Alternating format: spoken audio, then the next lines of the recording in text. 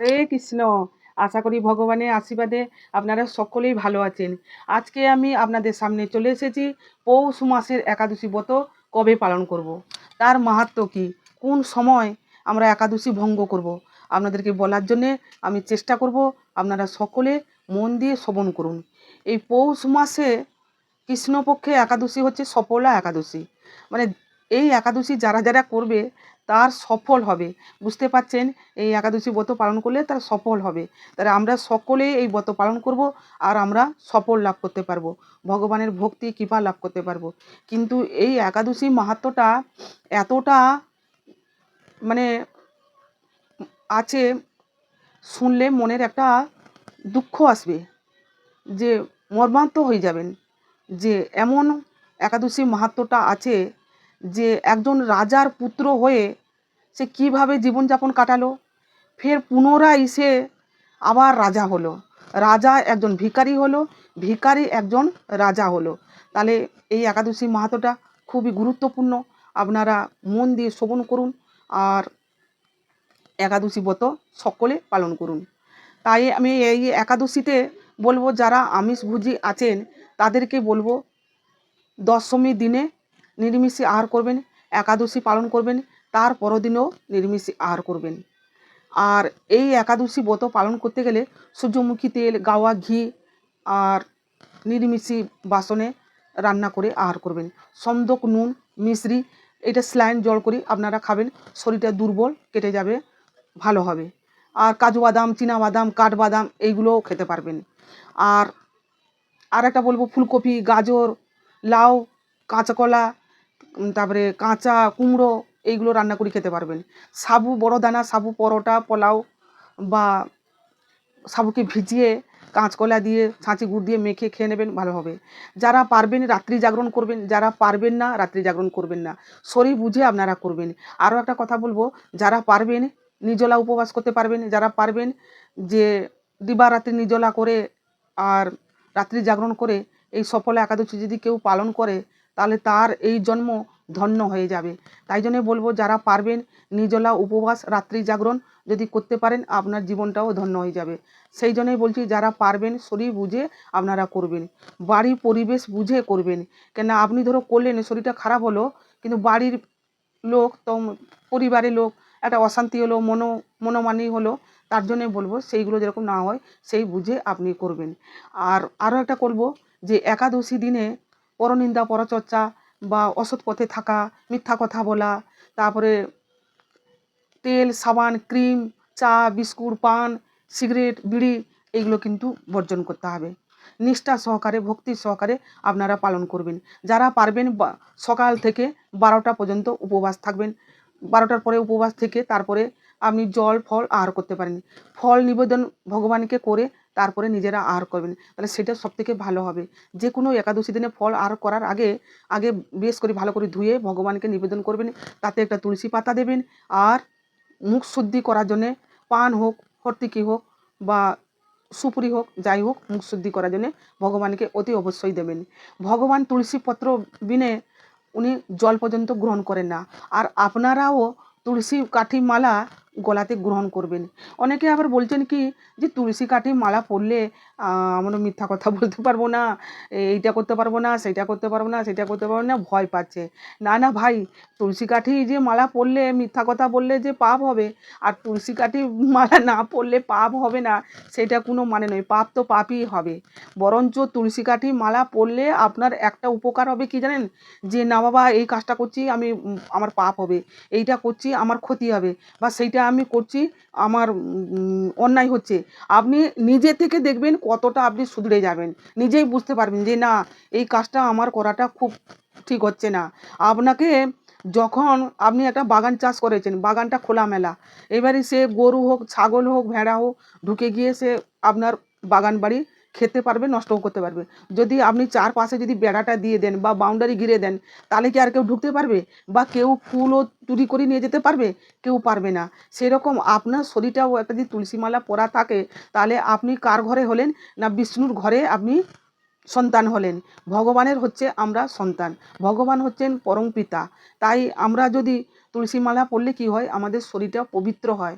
আর দীক্ষা নিলে দীক্ষা নিলে আমাদের শরীরটা পবিত্র হয়, তুলসী মালা পরলে শরীরটা পবিত্র হয়। আমরা যদি তুলসী মালা যদি না পড়ি তাহলে ভগবান কি করে আমাদেরকে গ্রহণ করবেন? যেরকম তুলসী পত্র না হলে জল, ফল, নৈবেদ্য কিছুই তুলসী পাতা ছাড়া ভগবান গ্রহণ করেন না। তাহলে আমাদের দেহতে যদি তুলসী মালা যদি না পড়ি তাহলে এই দেহটা তো অশুদ্ধ থাকবে, তাহলে কি করে ভগবান গ্রহণ করবেন? আশা করি আপনারা বুঝতে পেরেছেন। সকলকেই বলবো ভগবানের তিলক ধারণ করবেন, তুলসী মালা ধারণ করবেন। আর রাস্তাঘাটে বন্ধু বাত আত্মীয় স্বজন যার সঙ্গে দেখা হবে জয় শ্রীকৃষ্ণ রাধে রাধে বলতে পারেন, বা হরে কৃষ্ণ বলতে পারেন, বা রাধে রাধে বলতে পারেন, বা জয় নিতাই বলতে পারেন। যাই হোক, এইটা ভগবানকে দিয়ে শুরু করবেন, তাতে আপনাদেরও মঙ্গল হবে আর ভগবানেরও জানবেন যে হ্যাঁ আমার সন্তান যে আমাকে স্মরণ করে তারপরে সে শুরু করে। যেরকম আমরা যখন বাড়ি থেকে যখন বেরিয়ে যাই, মা আসছি কি বাবা আসছি, সেরকম আমরা কাজ শুরু করার আগে জয় শ্রীকৃষ্ণ তাহলে ভগবানকে আগে জানিয়ে আমরা সব কিছু কাজ শুরু করি। তাহলে এইটা কত সুন্দর ভালো হবে। দশমী দিনে ভগবানের কাছে হাত জোড় করে সংকল্প করবেন যে নিজলা উপবাস করবেন, কি রাত্রি জাগরণ করবেন, কি 12টা পর্যন্ত উপবাস থেকে একাদশী ব্রত পালন করবেন, সেইভাবে ভগবানের কাছে সংকল্প করবেন। আর একাদশী যখন ভঙ্গ করবেন, ব্রহ্ম মুহূর্তে উঠে ভগবান ভগবানের সেবা স্নান করে নিয়ে ভগবানের সেবা করে সেই প্রসাদ আপনারা একাদশী ভঙ্গ করতে পারেন। আবার যদি ধরো শরীর বইছে না বা পারছেন না, তাহলে হাত মুখ ধুয়ে নিয়ে ভগবানের সামনে দাঁড়িয়ে হরিনাম করবেন, ভগবানকে প্রণাম করবেন। তারপরে একাদশীর ভঙ্গ করা মন্ত্র আছে, সেই মন্ত্র যদি বলতে পারবেন তাহলে বলে একাদশী ভঙ্গ করবেন। আর নিজের চাওয়া পাওয়া যা কিছু ভগবানকে বলবেন। তার জন্য বলছি একাদশী করার আগে সংকল্প করবেন, আর একাদশীর করার পর ভগবানের সামনে দাঁড়িয়ে একাদশী ভঙ্গ করবেন, কিন্তু টাইমের মধ্যে করবেন একাদশী ভঙ্গ। এই একাদশী কবে পালন করবেন? না 15ই ডিসেম্বর না 16ই ডিসেম্বর কবে পালন করবেন? এটা একটা সমস্যায় পড়ে গেছেন। না, এই একাদশী সব জায়গাতে পালন করবেন যে 16ই ডিসেম্বর আর 29শে অঘ্রাণ মঙ্গলবার। 16ই ডিসেম্বর, 29শে অগ্রহায়ণ আর মঙ্গলবার সব জায়গাতে পালন হবে। আর শুধু 15ই ডিসেম্বর, 28শে অগ্রহায়ণ আর সোমবার উদমপুর, আহমেদাবাদ মানে বাইরের দেশে যারা আছেন তারা 15ই ডিসেম্বর সোমবার পালন করবেন। ঠিক আছে? একাদশী যে ভঙ্গ করবেন সেই টাইমটা আমি বলে দিচ্ছি যে 17ই ডিসেম্বর, 30শে অগ্রহায়ণ আর বুধবার 6টা 11 থেকে 9টা 45-এর মধ্যে একাদশী ভঙ্গ করবেন। মনে রাখবেন যারা পারবেন ব্রহ্ম মুহূর্তে স্নান করে ভগবানকে সেবা দেবেন, তুলসী মহারানীকে জল দান করবেন, তুলসী মহারানীর চারপাশে পরিক্রমা করবেন, আর তারপরে সেই ভগবানের প্রসাদ একাদশী ভঙ্গ করবেন। অথবা যদি ধর শরীর বইছে না পারছেন না, তাহলে আপনি কাজ করবেন ওই ভগবানের নাম জপ করে নিয়ে ভগবানের সামনে হাত জোড় করে একাদশী ভঙ্গ করবেন। ভগবানকে যেইভাবে আপনারা ডাকবেন, যেইভাবে নিবেদন করবেন, ভগবান সেইভাবেই গ্রহণ করবেন। ভগবান হচ্ছেন দয়াময়, ভগবান হচ্ছেন করুণাময়।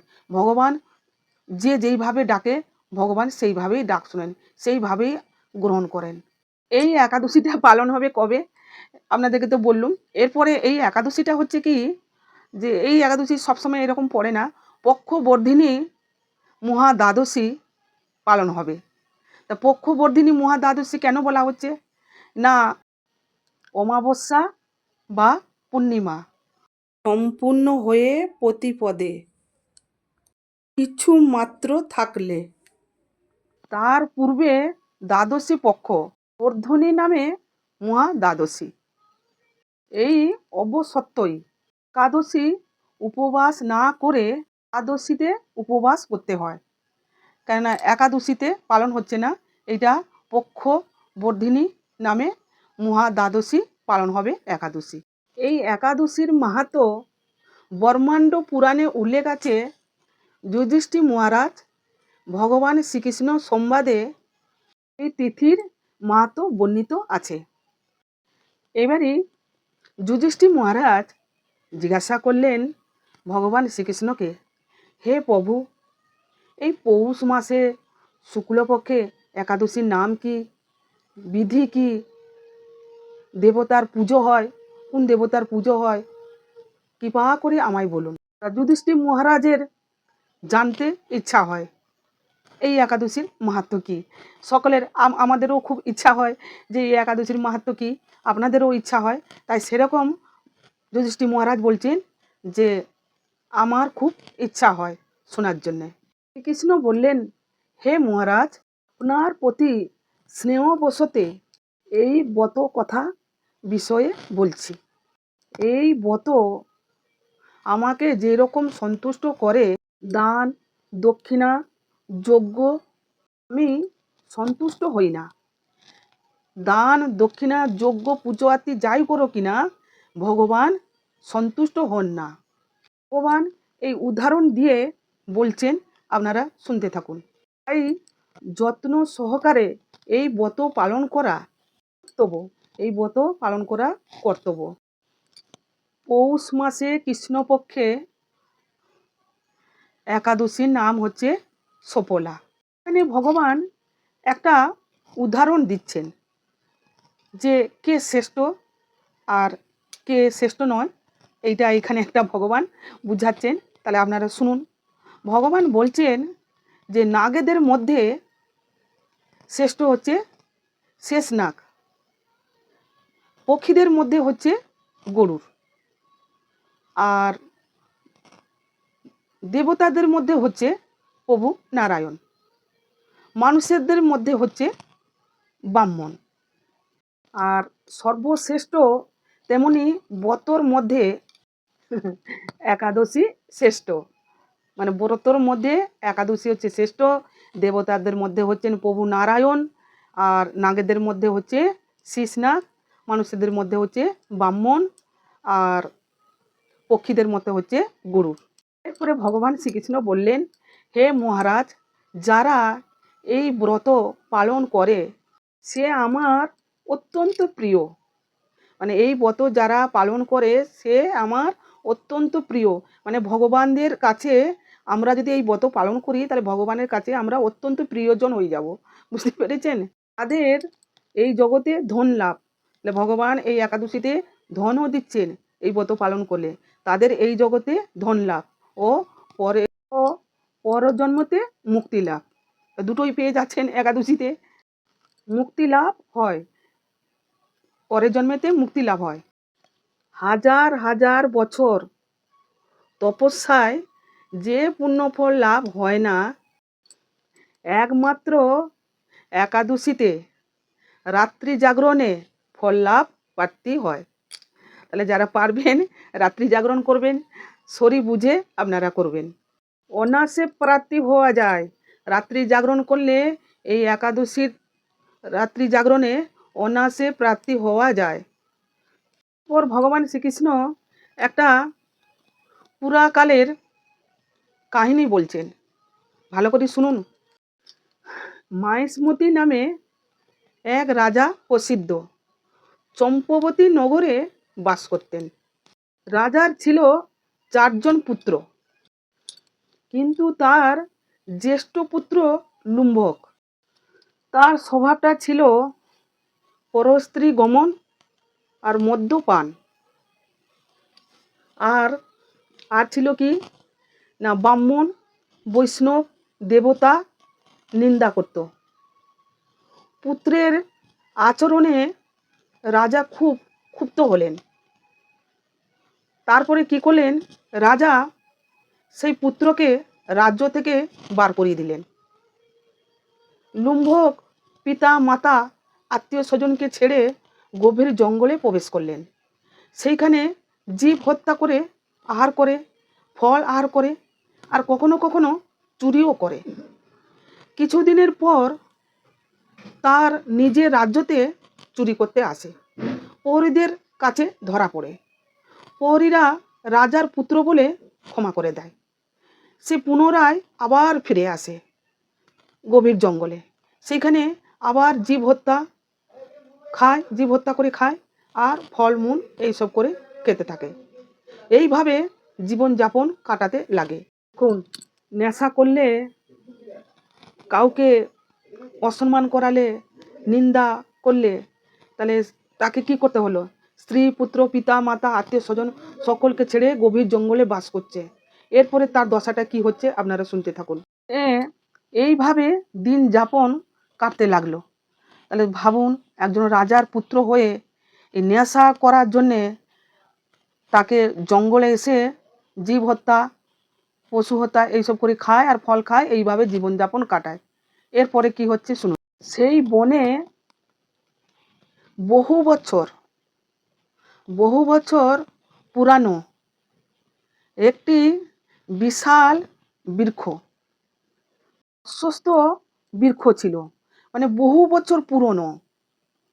আর সেই বনে অশ্বত্থ বৃক্ষ ছিল আর বিশাল বড়। আর সেই বৃক্ষকে বলা হয় বাসুদেব দেবপ্রাপ্তি বলে কি বলা হয়।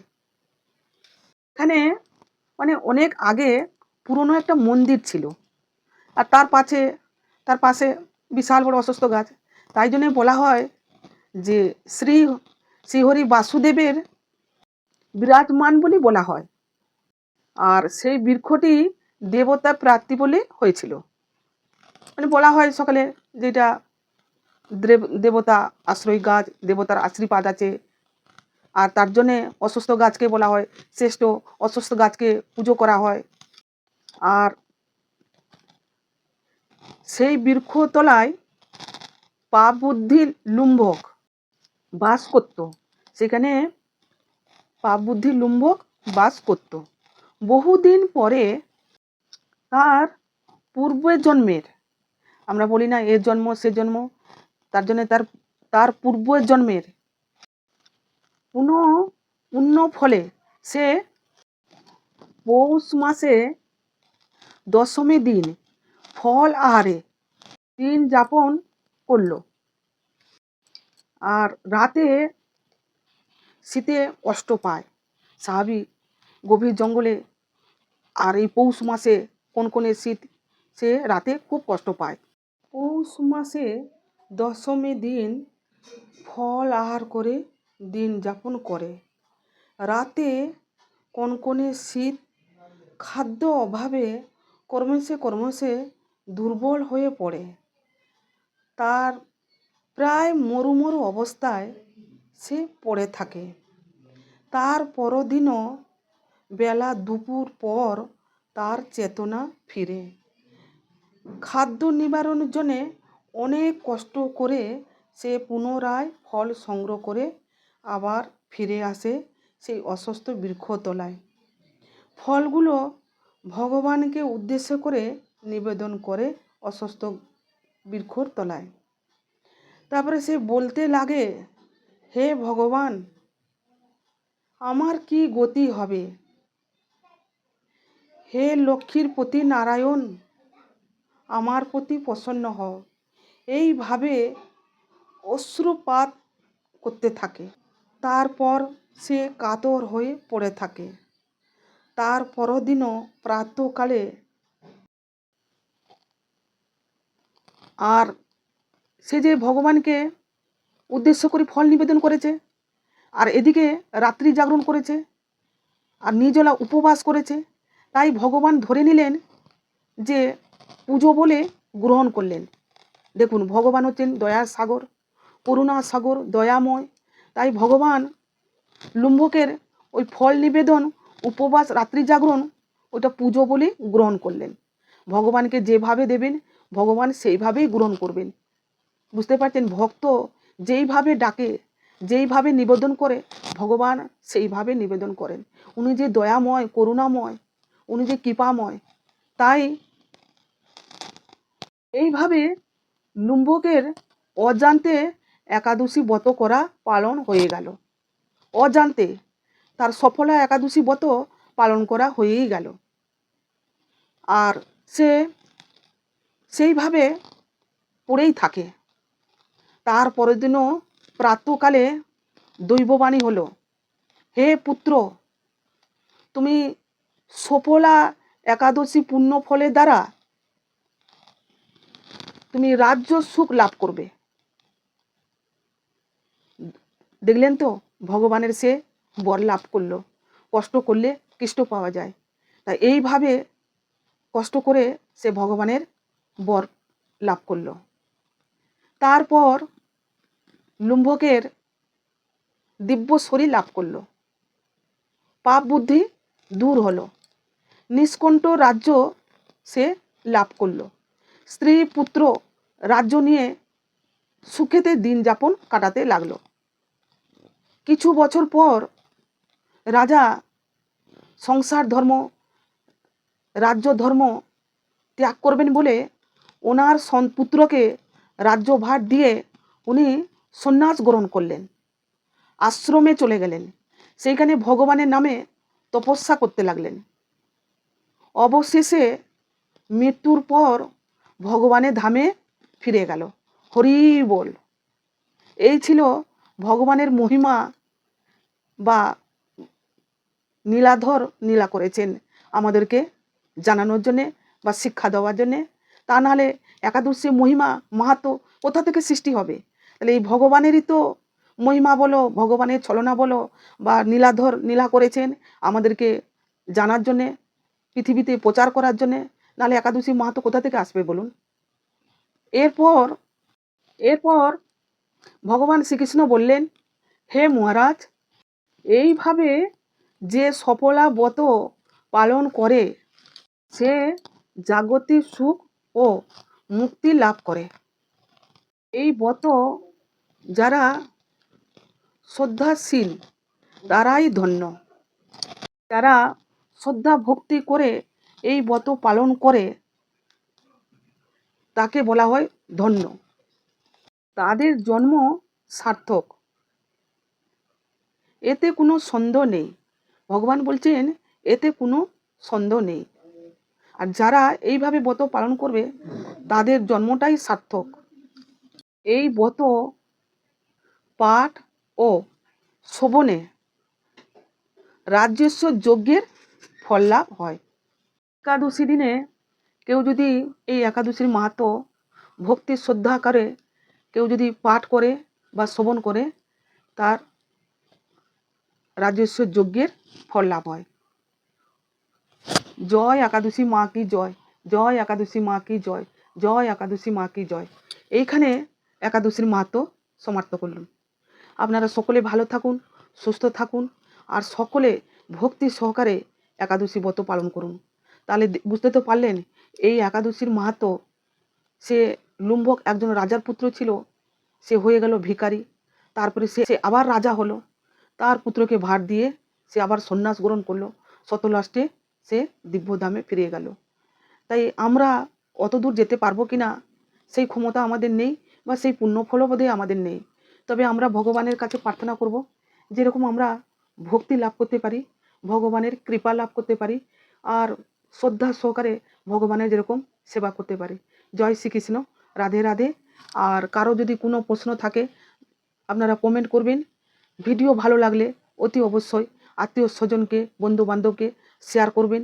আর কোনো নতুন বন্ধু যদি হয়ে থাকেন নতুন নতুন ভিডিও পাওয়ার সুযোগ জন্যে তাহলে সাবস্ক্রাইবটা করবেন, তাহলে আপনার কাছে ভিডিও ছাড়ার সঙ্গে সঙ্গে আপনার কাছে গিয়ে পৌঁছে যাবে। নমস্কার, হরে কৃষ্ণ। এইখানেই শেষ করছি, পরের ভিডিওতে আবার দেখা হবে।